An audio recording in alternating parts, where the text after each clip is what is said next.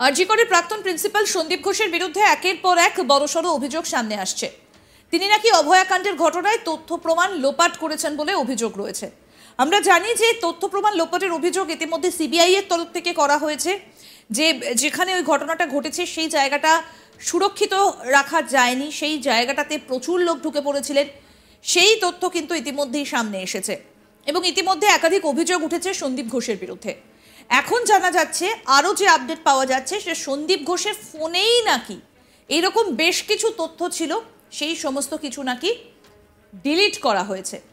যে সমস্ত তথ্য ছিল সন্দীপ ঘোষের ফোনে, সেই সমস্ত কিছু নাকি ডিলিট করে দেওয়া হয়েছে। কি ছিল সেই ডিলিট হয়ে যাওয়া তথ্যে? সেই মেসেজেই বা কী ছিল? এমন কোনো ছবি বা এমন কোনো ভিডিও বা এমন কোনো ফাইল কি ছিল যেগুলো ফোনে থাকলে সন্দীপ ঘোষ বিপদে পড়তে পারতেন? বা এমন কিছু কি গুরুত্বপূর্ণ বিষয় ছিল যেগুলোকে ডিলিট করতে বাধ্য হয়েছেন সন্দীপ ঘোষ? এই তথ্যগুলো কিন্তু ইতিমধ্যেই উঠে আসছে। সন্দীপ ঘোষের ফোনেই নাকি এই অভয়াকাণ্ডের কি মোটিভ ছিল, সেই সমস্ত কিছু রহস্য লুকোনো ছিল। আর সেই দিকেই এবার নজর রয়েছে সিবিআই এর। সূত্র মারফত খবর, তার ফোন থেকে নাকি বেশ কিছু জিনিস বা তথ্য একেবারে লোপাট করা হয়েছে। যে সমস্ত ফাইল ডিলিট করা হয়েছে সেই সমস্ত ফাইলের সূত্র ধরেই এবার সিবিআই তদন্ত চালাচ্ছে। তারা আনার চেষ্টা করছে যে এই সন্দীপ ঘোষের ফোনে এমন কি ছিল যা তিনি ডিলিট করে আড়াল করার চেষ্টা করলেন। এই পরিস্থিতিতে কেন্দ্রীয় তদন্তকারী আধিকারিকরা তদন্তের স্বার্থে কোনো কিছুই প্রকাশ করেননি এবং ইতিমধ্যেই আরও বেশ কিছু তথ্য উঠে আসছে। ফরেন্সিক বিশেষজ্ঞদের কাছে তার ফোন ইতিমধ্যেই পাঠানো হয়েছে। সেখানে কি কি তথ্য রয়েছে, কি কি তথ্য ডিলিট করা হয়েছে, কবে ডিলিট করা হয়েছে, সেই সমস্ত কিছুই নাকি খতিয়ে দেখা হচ্ছে। আরও যে আপডেট সামনে উঠে আসছে সেটা হচ্ছে যে সেই দিন অর্থাৎ 9ই আগস্ট, সেই দিন সকালে কার কার সাথে কথা হয়েছিল সন্দীপ ঘোষের, সমস্ত কল ডিটেলস খতিয়ে দেখা হচ্ছে। আমাদের প্রতিনিধি রাজেশ সাহা কি প্রতিবেদন তুলে ধরেছেন, শুনবো।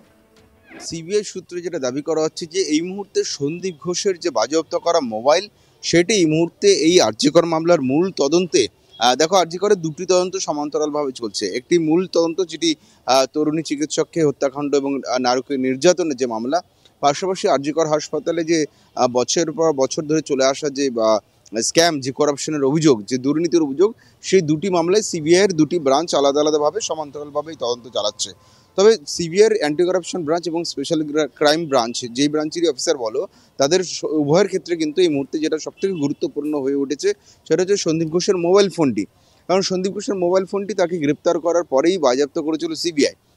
এখন সন্দীপ ঘোষকে যখন প্রথম যে গ্রেপ্তার করেছিল সিবিআইয়ের অ্যান্টি করাপশন ব্রাঞ্চ, সেই সময় কিন্তু তার মোবাইলটি বাজেয়াপ্ত করা হয়েছিল এবং তার সেই বাজেয়াপ্ত করা মোবাইল থেকে কিন্তু একাধিক গুরুত্বপূর্ণ তথ্য উঠে আসতে পারে বলে মনে করছে সিবিআই।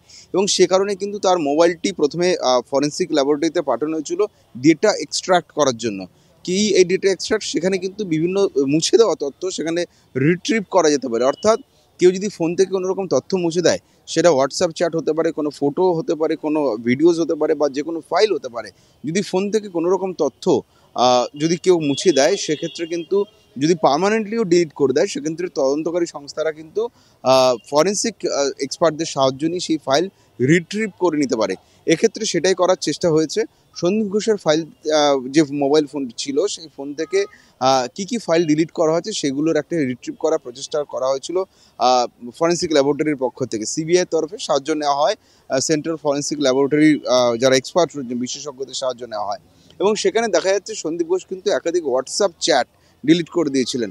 তার হোয়াটসঅ্যাপে একাধিক কনভারসেশন ডিলিট করে দেওয়া হয়েছিল, যার মধ্যে 9 তারিখে, অর্থাৎ যেদিন সকালবেলা ওই তরুণী চিকিৎসকের দেহ উদ্ধার হয়েছিল, সেদিনের পর যে মেসেজগুলো ডিলিট করা হয়েছিল সেগুলো কিন্তু গোয়েন্দাদের হাতে এসেছে এবং ফরেন্সিক এক্সপার্টদের সাহায্যে সেই মেসেজ ডিলিট করা হয়েছে। এবং সেক্ষেত্রেই কিন্তু এই বিষয়টি এই মুহূর্তে সিবিআইয়ের গোয়েন্দাদের আতশকাচের তলায় রয়েছে। তার কারণ কি কারণে সেই মেসেজ ডিলিট করা হয়েছিল, কাকে কি বার্তা পাঠানো হয়েছিল, সেগুলো এই মুহূর্তে এই তদন্তের একটা নতুন মোড় নিয়ে আসতে পারে বলে সিবিআই মনে করছে। সে কারণে কিন্তু ফরেন্সিক এক্সপার্টদের সাহায্য নেওয়া হয় এবং সেন্ট্রাল ফরেন্সিক ল্যাবরেটরির যারা এক্সপার্ট রয়েছেন তারা তাদের প্রযুক্তি ব্যবহার করে সন্দীপ ঘোষের মোবাইল থেকে একাধিক তথ্য উদ্ধার করেছে, যার মধ্যে সবথেকে গুরুত্বপূর্ণ বেশ কয়েকটি হোয়াটসঅ্যাপ চ্যাট। সেগুলি কাদের সঙ্গে হয়েছে বা কী কারণে হয়েছে সেগুলো বিস্তারিত না জানানো হলেও সিবিআই সূত্রে যেটা জানা যাচ্ছে যে একাধিক ডিলিট করে দেওয়া চ্যাট কিন্তু এই মুহূর্তে গোয়েন্দাদের হাতে এসেছে, যেগুলো খতিয়ে দেখার পর কিন্তু এই তদন্তে গুরুত্বপূর্ণ ভূমিকা নিতে পারে বলে মনে করছেন গোয়েন্দারা। দেখো, সিবিআই কিন্তু তার ফোনের সূত্র ধরে বেশ কিছু তথ্য হাতে পেয়েছে এবং প্রথমে তার সিডিআর খতিয়ে দেখা হয়। সিডিআর কি? কল ডিটেলস রেকর্ড, অর্থাৎ কাকে কাকে কোন নাম্বারে এক ব্যক্তি ফোন করেছেন, কটার সময় ফোন করেছেন, কত মিনিট কথা হয়েছে, তার বিস্তারিত বিবরণ থাকে সিডিআরে। এক্ষেত্রে মোবাইলের যে নেটওয়ার্ক সার্ভিস প্রোভাইডার রয়েছে, সেই সার্ভিস প্রোভাইডারের থেকে সেই সিডিআর নিতে হয় তদন্তকারী সংস্থাকে। এবং এক্ষেত্রেও কিন্তু সন্দীপ ঘোষের সিডিআর হাতে পেয়েছিল সিবিআইয়ের গোয়েন্দারা। সেখান থেকে কিন্তু দেখা যাচ্ছে সন্দীপ ঘোষ তার আগের দিন অর্থাৎ 8ই অগস্ট থেকে কাকে কাকে ফোন করেছিলেন তার একটা তালিকা সিবিআইয়ের তরফে বানানো হয়েছিল। এবং 9 তারিখ সকালবেলার পর থেকে যাদেরকে ফোন করা হয় সেগুলিকে বেশি গুরুত্ব দিয়ে সেই নাম্বারগুলিকে শর্টলিস্ট করা হয় এবং সেই নাম্বারগুলি খতিয়ে দেখার কাজ চলে যে নাম্বারগুলি কাদের রয়েছে এবং তাদের ভূমিকা কী, তাদের সাথে সন্দীপ ঘোষের কী সম্পর্ক। এবং এছাড়াও যেটা যাদেরকে সেদিন 9টার পর যাদেরকে কল করা হয়েছে এবং বেশ কিছুক্ষণ কথা হয়েছে, তাদের মধ্যে কিন্তু অভিজিৎ মণ্ডলের নাম ছিল, কারণ টালা থানার অফিসার ইনচার্জ অভিজিৎ মণ্ডলকে তিনি খবর দিয়েছিলেন।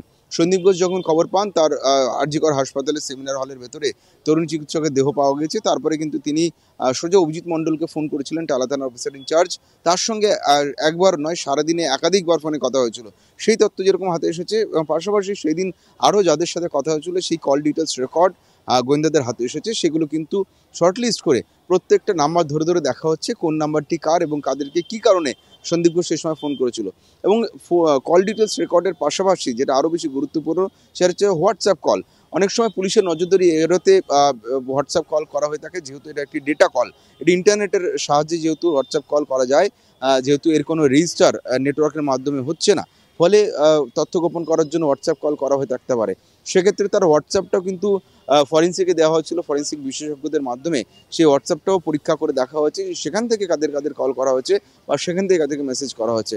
ফলে এই গোটা বিষয়গুলো কিন্তু এই মুহূর্তে সিবিআই আলাদা করে খতিয়ে দেখছে। দেখো, এই বিষয়ে সিবিআইয়ের তরফে কোনো রকম সত্যতা স্বীকার করা হয়নি বা সিবিআইয়ের তরফে এরকম কোনো দাবি করা হয়নি।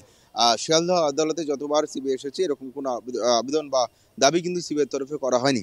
তবে সিবিআই যেটা আদালতে জানিয়েছিল যে বেশ কিছু নাম্বার তাদের কাছে সন্দেহজনক ঠেকেছে। 9 অগস্ট যেদিন সকালবেলা দেহ উদ্ধার হয়েছিল তরুণ চিকিৎসকের, তারপর সারাদিনে তার সিডিআর পরীক্ষা করে যে নাম্বারগুলো দেখা গিয়েছে তার মধ্যে বেশ কিছু নাম্বার সন্দেহজনক ঠেকেছে বলে সিবিআই কোর্টে জানিয়েছে। সিবিআই যেটা জানিয়েছে ম্যাজিস্ট্রেটের সামনে যে ওর মধ্যে বেশ কিছু নাম্বার অপরিচিত ছিল এবং তাদের সঙ্গে কথোপকথনের বিষয়টি কিন্তু বাড়তি গুরুত্ব পাচ্ছে এক্ষেত্রে তদন্তে। কারা সে ব্যক্তি ছিলেন সেগুলো এখনও পরিষ্কার নয়। তাদের নাম্বার ধরে ধরে প্রত্যেকটি নাম্বারের প্রোফাইল তৈরি করা হচ্ছে সিবিআইয়ের তরফে। সেই নাম্বারগুলি কার কী নামে রেজিস্ট্রেশন আছে এবং তাদের বাড়ি কোথায়, এবং যদি সেটা ভুয়ো নামে যদি রেজিস্ট্রেশন থাকে সেক্ষেত্রে তাদের টাওয়ার লোকেশনও কিন্তু ট্র্যাক করা হচ্ছে এবং সেই ব্যক্তিগুলোর সঙ্গে সন্দীপ ঘোষের কী সম্পর্ক বা তাদেরকে আরজিকর হাসপাতালে আসতে নির্দেশ দেওয়া হয়েছিল কিনা সেই বিষয়গুলো কিন্তু সিবিআই তরফে খতিয়ে দেখা হচ্ছে। আরও আপডেট পেতে দেখতে থাকুন আজ তাক বাংলার ইউটিউব চ্যানেল, সাবস্ক্রাইব করুন।